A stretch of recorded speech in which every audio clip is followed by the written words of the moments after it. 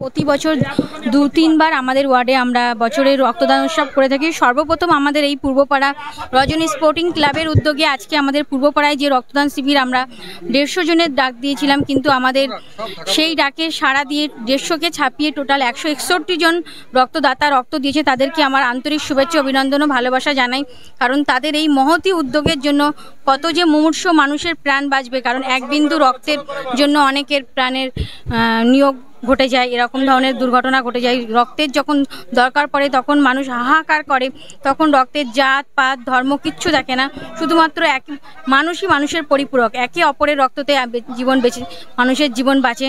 এই সমস্ত রক্তদাতা ও গ্রহীতাদেরকে আমি রক্তদাতা আর গ্রহীতাদের মধ্যে যে একটা আন্তরিক মেলবন্ধন, সত্যিই আমাদের ভীষণ ভালো লাগে।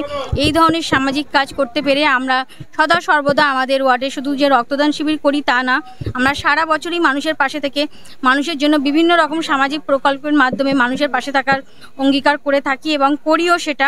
আমাদের মাননীয় মুখ্যমন্ত্রীর উদ্যোগে মাননীয় আমাদের সাংসদ ডক্টর কাকলি ঘোষ দস্তিদার, আমাদের সর্বভারতীয় সাধারণ সম্পাদক আমাদের অভিষেক দা, আমাদের বিধায়ক তাপস দা, সকলেরই সহযোগিতাকে, সর্বোপরি আমাদের ওয়ার্ডের সমস্ত কর্মীবৃন্দকে সঙ্গে নিয়ে আমার দাদা প্রাক্তন কাউন্সিলর দাদা আইজুল হোসেন মণ্ডল, আমাদের ওয়ার্ডের সভাপতি তাপস দা সহ আমাদের সমস্ত কর্মীকে সঙ্গে নিয়ে আমাদের সমস্ত প্রোগ্রাম আমরা খুব সুন্দরভাবে করি এবং আমাদের সমস্ত প্রোগ্রাম খুব সুন্দরভাবে সার্থক হয়। তার জন্য আমরা সত্যি নিজেদেরকে অত্যন্ত ধন্য এবং গর্ব অনুভব করি।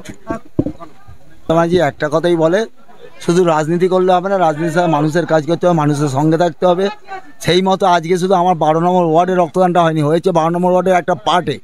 এটা যদি গোটা 12 নম্বর জুড়ে হতো হয়তো 500 রক্তদাতা রক্ত দিত।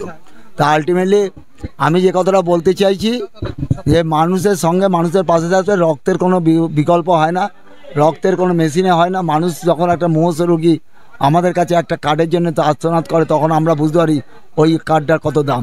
তাই যারা এসেছে তাদের সকলকে আন্তরিক ধন্যবাদ, যারা এখানে রক্ত নিচ্ছেন এবং যারা রক্ত দিচ্ছেন, এবং আপনারা যারা এসেছেন তাদের সকলকে আন্তরিক ধন্যবাদ ও শুভেচ্ছা জানিয়ে নম্বর ওয়ার্ডে যা হয় হঠাৎ হয়, আমাদের যা কিছু হয় হঠাৎই হয়। আমরা আচমকা আকন করে গোল দেওয়ার মাস্টার আমাদের। আজকের আমরা খুব খুশি যে পার্টে আমরা রেকর্ড ভোটে জিতেছি, এটা হচ্ছে 65 নম্বর পার্ট। সেই পার্টের মা বোন থেকে শুরু করে আমাদের কর্মী বন্ধুরা, তারা এই 12 দিন পরিশ্রম করে একটা ইতিহাস রচনা করেছে। 161 জন এই সময় তারা রক্তদান করেছে।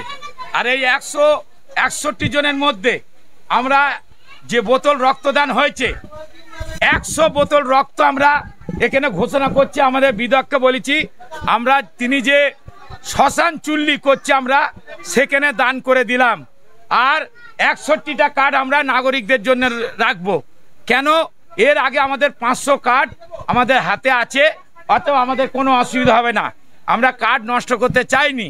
তাই আজকের আমাদের সর্বপ্রথম আমি আমাদের জননেত্রী বারাসাতের সাংসদ, আমাদের সকলের প্রিয় কাকুলি দিকে আমি ধন্যবাদ জানাই আজকের আমাদের মহতী রক্তদানে উপস্থিত থাকার জন্যে। ধন্যবাদ জানাই আমাদের মাননীয় বিধায়ক রাজারহাটের কান্ডারি, রাজারহাটের উপকার তাপস চ্যাটার্জি মহাশয়কে। ধন্যবাদ জানাই আমাদের মাননীয় মহানাগরিক মাননীয়া কৃষ্ণাদিকে, তিনি সঠিক সময় এসছে, তিনি তার মূল্যবান বক্তব্য রেখে গেছে। ধন্যবাদ জানাই আরেত্তিকা ভট্টাচার্যকে, ধন্যবাদ জানাই রহিমাদিকে, ধন্যবাদ জানাই পিনাকি নন্দীকে, ধন্যবাদ জানাই বিনু মণ্ডলকে। আমি ধন্যবাদ জানাই আমাদের সকল কর্মী যারা এই রক্তদানটাকে সফল করার জন্য তারা উদ্যোগ গ্রহণ করেছে তাদের। আর আমাদের তারকদাকে আমি ধন্যবাদ জানাই, আমাদের তাপয়দা এবং সভাপতি কাউন্সিলর মমতা মণ্ডল। আর এই পার্টের যেসব মা বোন রক্তদান করেছে তাদের আমি ধন্যবাদ জানাই। আমরা আগামী বছর আবার আমরা এখানে রক্তদান করব এবং রেকর্ড পরিমাণে রক্তদান করব। তাই মিডিয়া গণতন্ত্রের চতুর্থ স্তম্ভ, মিডিয়া বন্ধুদের আমি আন্তরিক অভিনন্দন, ধন্যবাদ, শুভেচ্ছা জানিয়ে আমি আমার বক্তব্য শেষ করছি। সবাই সুস্থ থাকবেন, ভালো থাকবেন, বিধাননগর পৌর নিগম 12 নম্বর ওয়ার্ডের তৃণমূল কংগ্রেস জিন্দাবাদ, আমাদের মামাটি মানুষের নেত্রী মমতা ব্যানার্জি জিন্দাবাদ, সেনাপতি অভিষেক বন্দ্যোপাধ্যায় জিন্দাবাদ, কাকুলিদি জিন্দাবাদ, তাপস চ্যাটার্জি জিন্দাবাদ, কৃষ্ণাদি জিন্দাবাদ। সবাই সুস্থ থাকবেন, ভালো থাকবেন। মানুষের আস্থা সম্পূর্ণভাবে অটুট আছে তৃণমূল কংগ্রেসের প্রতি, এবং মাননীয় মুখ্যমন্ত্রী যেভাবে তৎপর হয়ে ধর্ষক এবং খুনিকে অ্যারেস্ট করিয়েছেন তার পুলিশকে দিয়ে প্রথম 24 ঘন্টার মধ্যে, তার প্রতি সবার আস্থা আছে।